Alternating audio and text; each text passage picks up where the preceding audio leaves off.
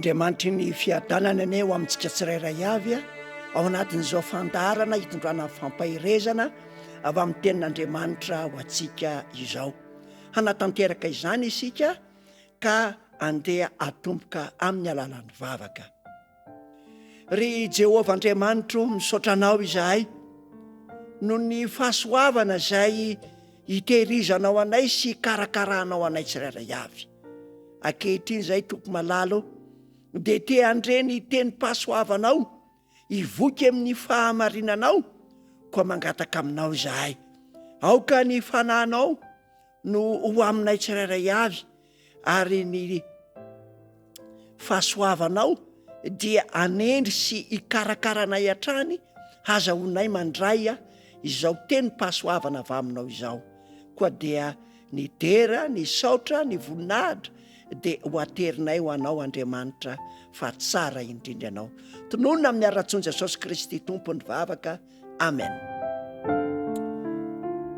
Ny tenin'Andriamanitra ho antsika, ampahirezana ho antsika dia ny teny nataon'Andriamanitra tamin'ireo zanak'Israely tao amin'ny fahababoana raha namabo azy ny Babilôniana.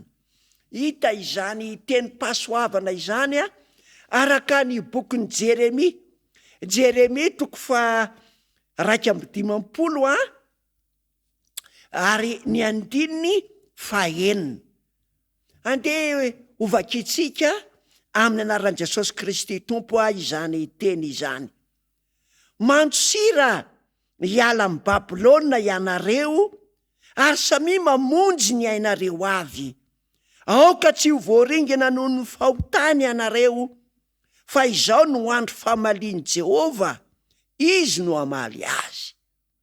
Mivoa mantsira any Babilôna ianareo ary samy mamonjy ny ainareo avy. Tsy afa-po tamin'izany teny nampitondraina voalohany izany Andriamanitra dia mamery-teny ary rehefa saona mandositra dia anao zavatra. Andehany jerentsika lay teny famporisihana ny zanak'Israely hiala amin'ireo toetra tsy mety, fangejana, famabona izay mahazo. Andeha vakitsika indray ny 9:5. Mivoa avy ao afovoany ianareo ry oloko ary samy mamonjy ny anareo avy ianareo, mba tsy ho azo ny firehetany fahatezeran'i Jehovah. Ary fandrao ketraka ny fonareo ka matahotra ianareo noho ny tsao miely amin'ny tany. Betsaka ny zavatra tsy ara-drariny izay nipotra tao amin'izany tantara famabona izany. De tahaka izany koa ny ankehitriny fa saingy amin'ny endrika moderna no isehoana ny famabona izay ataon'ny Babilôna. Koa ny baiko fototra avy amin'Andriamanitra de izao mantsira mivoa avao afovoany ianareo ary ity lay teny tena mitory fitiavana avy amin'Andriamanitra ary samy mamonjy ny ainareo avy ianareo. Tian'Andriamanitra isika ny tsy ho faty. Tian'Andriamanitra tsika ny ahazo fahavelomana ka hoy izy samy mamonjy ny ainareo avy ianareo. Rehefa mivoaka ny Babilôna isika, rehefa mivoaka n'ireo toetra tsy mendrika isika, de asaon'Andriamanitra manao zavatra ihany koa. Ka izao lay zavatra tian'Andriamanitra ataontsika rehefa mivoaka any Babilôna isika. Zany hoe mivoaka n'ireo toetra tsy mendrika, mivoaka n'ireo fahazarana tsy mahomby. Ny 2:10 amin'ny toko 2:15 ao bokin'i Jeremia any. Jeremia toko 2:15 ary ny 2:20. Manangana faneva eo akaikin'ny mandany Babilôna ataovy mafy ny fiambenana, alatsao ny mpiambina, alaminy ny olika fa Jehova sady efa nisaina no nahatanteraka. Izany no baiko ataon'Andriamanitra eo amin'ny fivoahantsika, asaon'Andriamanitra manangana faneva isika ary ataovy mafy ny fiambenana. Izao vanim-potoana izao na dia akaiky indrindra zany fihavian Jesosy Kristy, dia ataovy mafy ny fiambenana, ataovy tsara ny asa izay tokony anaovana ny fitandremana. Jerena ny zavatra rehetra tokony tandremana. Manahoana ny zavatra jeren'ny masonao mila tandremana. Manahoana ny zavatra ateantsika ny molotritsika mila tandremana. Inona no zavatra ataon'ny tanantsika mila tandremana. Ataovy mafy ny fiambenana. De hoy izy, alatsao ny mpiambina. Zany hoe aoka zany isika ho vonona amin'ny ady izay atao, ary ny mpiambina zay tsara indrindra ho ataotsika, ho alatsakitsika dia ny finoana. Fa raha vao tsy manana finoana isika dia ho resy. Alatsao ny mpiambina, alamino ny odika. Zany hoe tokony anana fahalalana bebe kokoa an'Andriamanitra isika ao anaty ao. Aoka iodika ao anatin'ny fanahintsika ny tenin'Andriamanitra mba hahatonga antsika ho mpandresy hivoaka ny Babilôna. Dia mbola mamerina izany asa lehibe izany izy eo amin'ny 7:20. Manangana faneva eny amin'ny tany, mitsofa atsomara eny amin'ny firenena, manendre firenena amely azy, sy ny sisa sy ny sisa. Engane ho atsangatsika ny faneva ny fahamarinana de Jesosy Kristy zany. Manangana faneva, tsy hoe rehefa hialany Babilôna tsika de tsy hanao zavatra, fa saon'Andriamanitra manao zavatra tsika dia mitondra ny faneva eny amin'ny tany izay hanosiratsika. Andao ho toriana any amin'ny tany rehetra ny fahasoavan'i Jesosy Kristy sy ny heriny magaga izay mamonjy atsika. Fa inona moa ny tena toetra tsy nety nataon'ny Babilôna ka mahatonga an'Andriamanitra hiteny hoe efa mitehaka amin'ny lanitra ny fahotana? Ny bokin'ny Jeremia 15, ny 2:20 dia misy anarana tondron'Andriamanitra ho an'ny Babilôna eto. Andeha vakitsika izany andininy izany, ahitantsika ny toetra ny Babilôna izay tsy tian'Andriamanitra ho an'ny olony. Iakaro ibe fikomina, iakaro ibe fikomina sy ny mponina ao am-pamaliana. Zany hoe misy anarana anankiroa eto izay omen'Andriamanitra ny Babilôna. Ny voalohany de hoe ibe fikomina, manao drafitra Andriamanitra. Fa i Babilôna dia manana zavatra betsaka anoherana sy mikomy amin'izany drafitra izany. Raha mijeritsika ilay fiainan'ny Nebokadnezara mpanjakan'ny Babilôna fa izay, nomen'Andriamanitra azy ny fahitanany amin'ny fifandimbiasan'ny fanjakana izay memototongana hatrany amin'ny lovolamena izay maneho azy, hatrany amin'ny ratsa-tongotra izay vy miaro tanimanga izay mifangaro. Izay ny faminaniana.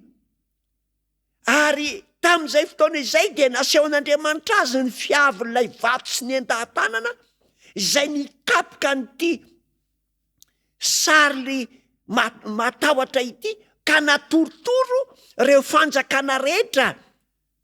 Dia inona nataony Nebokadnezara? Tsy nanaiky zany fahantaran'Andriamanitra zany izy, fa hoy izy manao hoe ny fanjakako volamena dia atra mandrakizay ka anao sary olona volamena aho, ataoko hatrany amin'ny lohany ka hatrany amin'ny tongony dia volamena. Ry havana, i be fikomiana i Babilôna, ary sa mamaly an'Andriamanitra, sa manohatra ny fitondran'Andriamanitra. Ry havana, ireo anarana anankiroa eo no voatondra ato amin'ny 120 ka tsy akafizin'Andriamanitra izany. Ka raha mandefa antso aminao Andriamanitra ny amin'ny hamalianao ampitiavana ny antsony, dia aza mikomy aminy.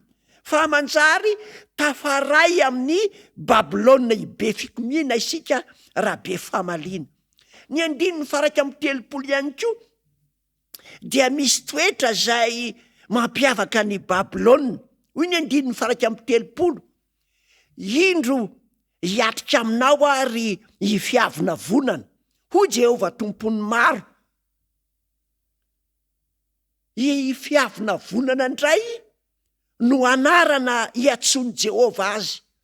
Hifiavina vonana zany hoe miambo manana ny fahefana feno eo amin'ny tany sy ny fanjakana ny Babilôna, ary fiambona ihany koa amin'ny arena, satria teo aminy zany famirapiratana sy ny volamena izany ka nampiavinavina azy.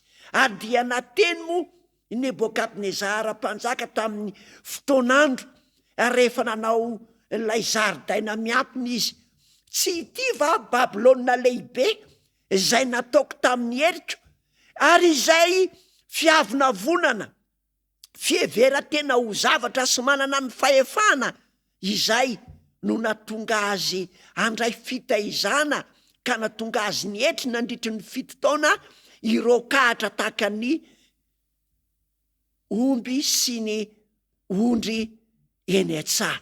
Ary dia rakotry ny fanala sy ny ando ny tenany.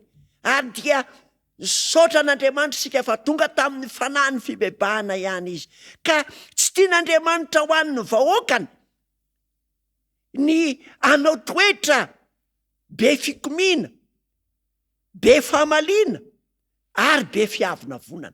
Reo ny toetra telo izay mampiavaka any Babilôna.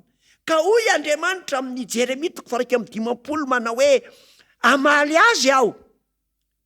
Andevaka itsika, inona ny afatra voalohany raisitsika avy amin'Andriamanitra mantsira hialan' zany toetra anankitelo zany: i fiavina vonana, i be fikomiana ary be famaliana.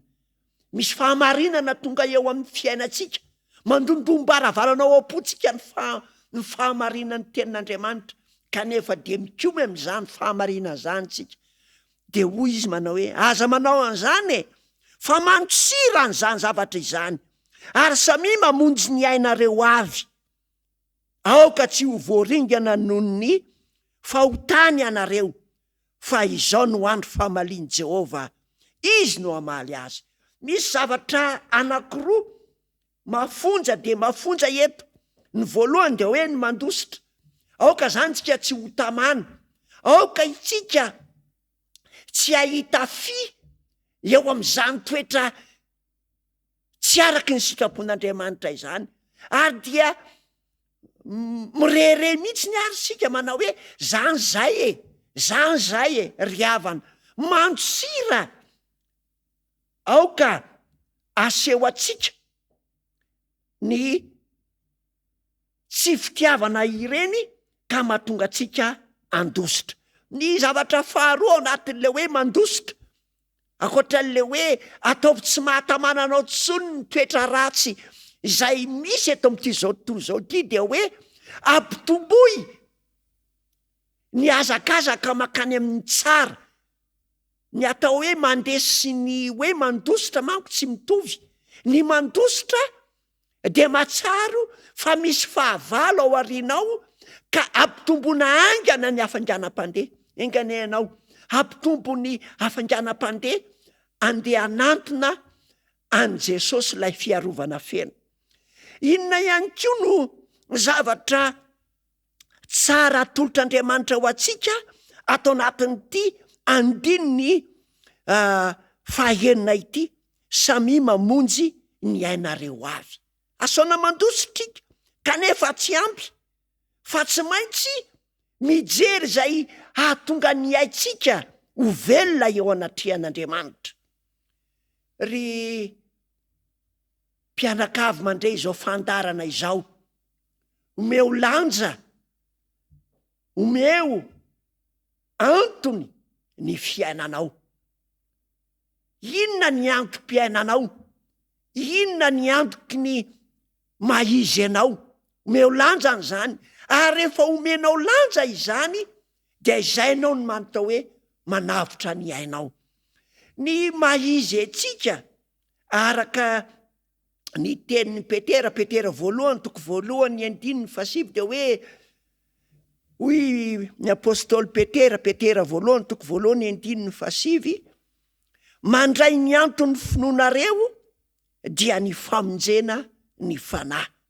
Zany hoe isika izany dia tokony hatsapa io mazava-dehibe ny finoana izay antoky ny famonjena atsika. Aoka rentsika hametraka ny finoana feno am' Jesosy. Ametraka ary Jesosy moa de miteny hoe na iza mahavery ny ainy no ny amiko dia izy no ahazo azy. Fa na iza hiezaka hamonjy ny ainy dia ahavery izany. Andeha ary sika rehetra moa hoe hanaiky an' Jesosy, hoeo am' Jesosy, va Jesosy no maizy sy antoky ny finoantsika ho amin'ny fiainana mandrakizay. Eo amin'ny andininy 9 ihany keo amin'ny toko 1:15 ihany dia misy antony hafa ihany keo mahatonga an'Andriamanitra miporisika atsika hiala amin'ny be fiavina vonana sy be fikomiana. Eo amin'ny andininy 9, tampoka no naharavan'ny Babilôna sy ny natorotoroa. Tampoka zany hoe amin'ny fotoana tsy ampozina dia ho tonga ny faharavana. Noho izany de mbola manana fotoana isika ahafahantsika mandositra ny fahotana, mandositra ny tsy fahamarinana, de andaontsika andositra fa ho tampoka ny fiavian' Jesosy. Ny antony ny zavatra hafa ihany koa de hoe Andriamanitra anao fahamalina, zany hoe anao fitsarana.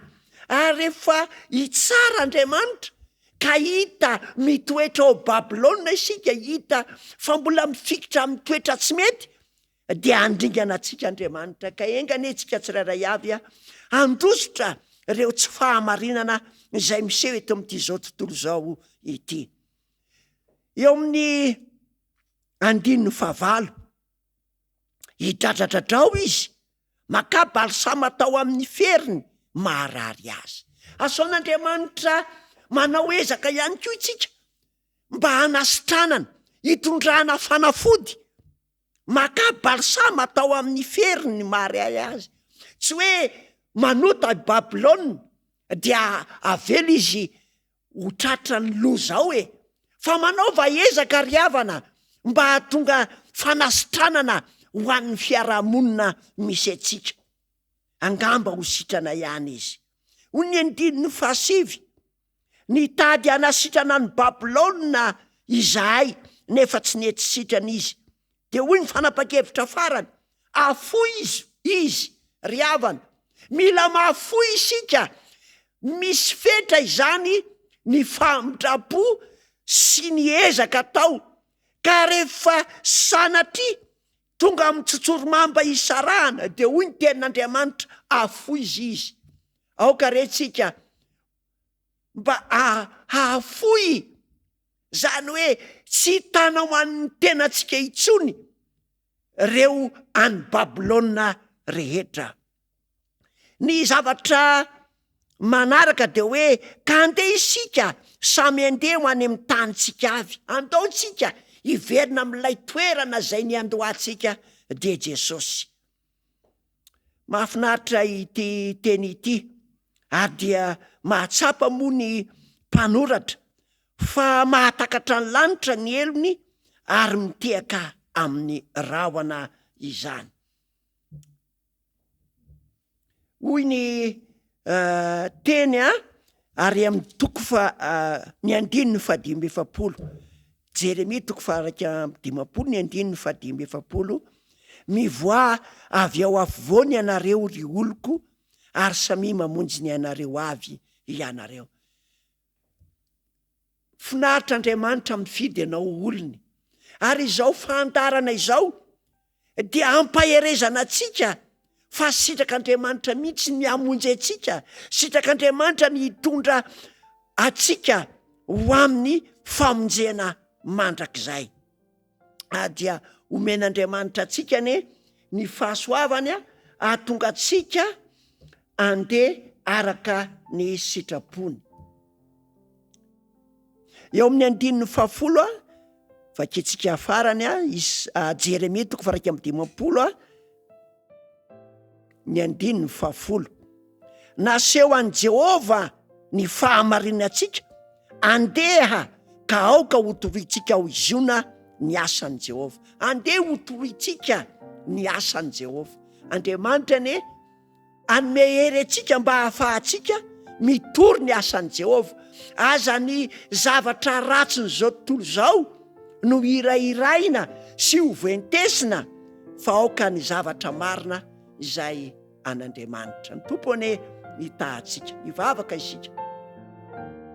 Misaotra anao zay tompo tsara indrindra an-danitra fa miantefa aminay ny antso-pitiavanao, dia ny atonga anay hiala amin'ny toetra tsy mendrika eto amin'ity zao tontolo zao ity, mba hahatonga anay ho mpandova ilay fiainana mandrakizay. Meo anay ary ny finoana, meo anay ny fahatsarana avy aminao, mba azahoanay mandray izany fiainana mandrakizay izany avy aminao. De tehirizo amin'ny finoana izahay, aza velanao ho tamany eto amin'ity zao tontolo zao ity zay tsy maintsy horavana izahay, fa aoka tompo malalo hametraka ny fonay ao amin'ny fahamarinanao sy amin'ilay lova nampanantenainao, hampandresena atolotra ho an'izay mahatoky anao. Dia mino sy mahatoky izay Jesosy fa miaino sy mamaly izany vavaka izany ianao. Amen.